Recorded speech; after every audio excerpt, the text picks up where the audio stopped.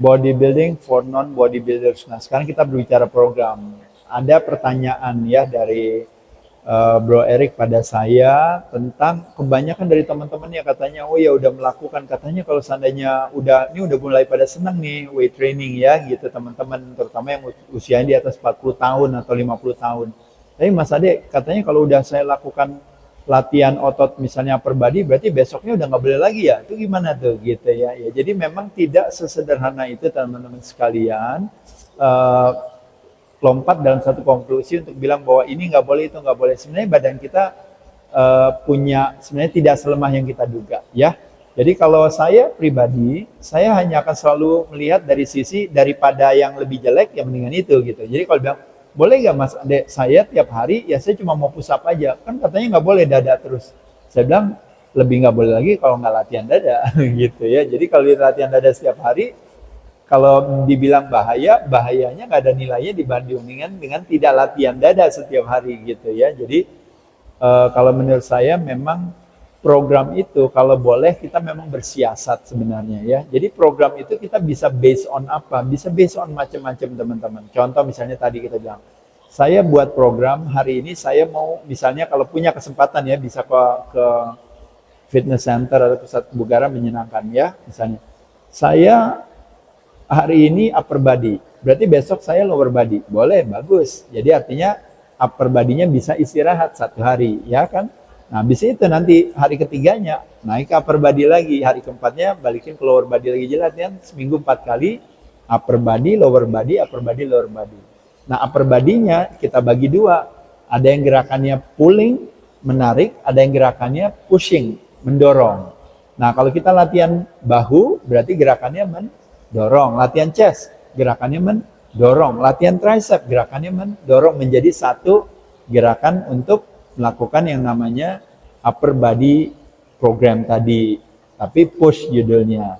Nah, kalau upper body pull, nah seperti apa teman-teman? Kalau kita latihan back, berarti pasti gerakannya menarik. Latihan bicep, gerakannya menarik. Latihan shrugs, latihan bahu, pundak, gerakannya menarik. Nah, itu jadi satu folder lagi gitu. Kalau latihan perut karena ototnya kecil, kita bisa latihan setiap hari. Betis juga kecil, bisa latihan setiap hari. Forearm kecil, kita bisa latihan setiap hari, boleh gitu ya. Nah, jadi teman-teman bisa membagi pull and push movement, bisa membagi upper and lower body gitu. Tapi boleh nggak Mas Ade? Saya dikit-dikit aja tapi total body workout, boleh juga. Jadi semua otot dilatih. Saya dada satu jenis latihan, saya mau pilih apa? Chest press aja atau bench press atau push up saja, boleh. Back, saya mau pull up aja Mas Ade, atau misalnya saya mau let pull down aja, atau misalnya teman-teman mau rowing misalnya, boleh. Terus tangan, saya mau biceps aja satu, triceps satu, oke. Terus apalagi terakhirnya kaki, mungkin saya mau leg press aja.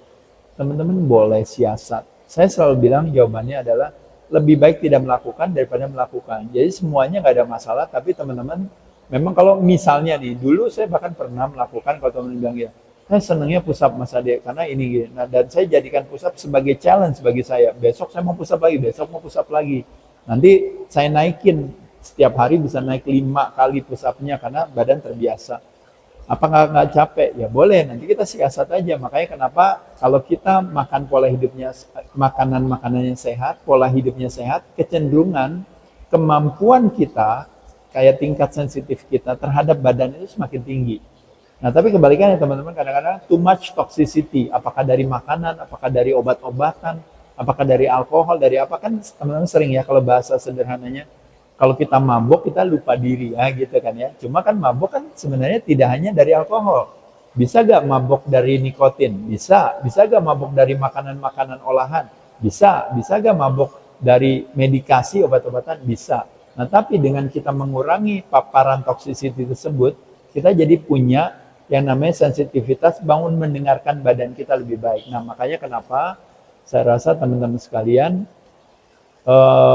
pendekatan bodybuilding itu sebenarnya kalau kita lakukan secara alami gitu ya, jadi secara naturally gitu ya, kita akan mengoptimalkan yang namanya kemampuan kita atau sensitivitas kita terhadap si badan itu sendiri gitu ya. Karena dalam hal makan kita berbicara yang namanya 3 elemen tadi ya, yaitu adalah yang disebut namanya dietary management. Artinya kita memilih sumber dan jenis makanan. Time management, kita memilih kapan kita makan, berapa kali kita makan gitu ya. Dan juga calorie management dalam arti kita berbicara jumlah saja gitu ya. Jumlah sesuai dengan kebutuhan kita masing-masing. Nah, dalam hal latihan beban, kita latihan beban, dalam hal olahraga kita melakukan aktivitas latihan beban kombinasi dengan melatih pengencangan otot jantung ya, cardio exercise gitu ya, kombinasi dua tersebut. Dalam hal istirahat, diajarkan kita untuk istilahnya istirahat yang cukup dengan pay attention terhadap berbagai poin-poin dalam mendapatkan kualitas kesehatan yang baik. Di bodybuilding diajarkan satu, kalau bisa regularity, artinya jam tidur dan jam bangun kalau bisa selalu sama. Cleanliness, kebersihan, tidur yang nyaman, bukan tidur di tempat berantakan. Darkness, kita berbicara tidur di tempat yang gelap, bukan tidur di tempat yang terang. Kita berbicara toxicity, kalau bisa tidak terkena yang namanya energetic toxicity, kadang tidur pakai handphone, laptop di charge, TV nyala dan sebagainya ya, kita bisa kurangi gitu. Dan juga pay attention terhadap nafas kita ya kan, dengan nafas yang lebih dalam, buang yang lebih panjang, mengaktifasi yang namanya relax respon kita. Nah, jadi teman-teman sekalian, saya rasa pada saat meng-create sebuah bodybuilding memberikan kita begitu banyak manfaat. Dalam meng-create sebuah program, buatlah program yang nyaman bagi kita, karena kenyamanan itu yang memungkinkan kita untuk terjadinya yang namanya regularity, dan akhirnya teman-teman bersedia untuk mau melakukan terus-menerus di mana saja, kapan saja. Betul kan? Kadang-kadang kayak tadi mungkin Bro Erik bertemu sama saya di kantor di mana ya, ada dumbbell iseng ya, nyolong-nyolong dikit ya gitu. Kadang-kadang teman-teman udah saya pusap-pusap aja dan sebagainya. Jadi teman-teman sekali lagi, sehat itu is not about significancy to others. Mau nunjukin kepada orang, lihat nih gue sehat. No, sehat itu is about contribution. Bukannya signifikansi tapi kontribusi. Kontribusi artinya apa? Demi kebaikan diri kita sendiri. Karena dengan kita sehat, akhirnya kita memenuhi syarat untuk apa? Untuk bisa menikmati hidup dan bermanfaat bagi banyak orang. Nah, mudah-mudahan teman-teman, terutama bagi yang udah semakin tua, prioritas bodybuilding as a sports gitu ya. Tidak hanya teman-teman yang lainnya, boleh golfing, boleh swimming, boleh cycling, boleh badminton, boleh sepak bola apa boleh juga, tapi bodybuilding adalah salah satu yang menjadi opsi pilihan bagi teman-teman untuk bisa punya pendekatan cerdas dan cerdik ya, untuk bisa punya umur yang panjang dan sehat walafiat. Cheers teman-teman.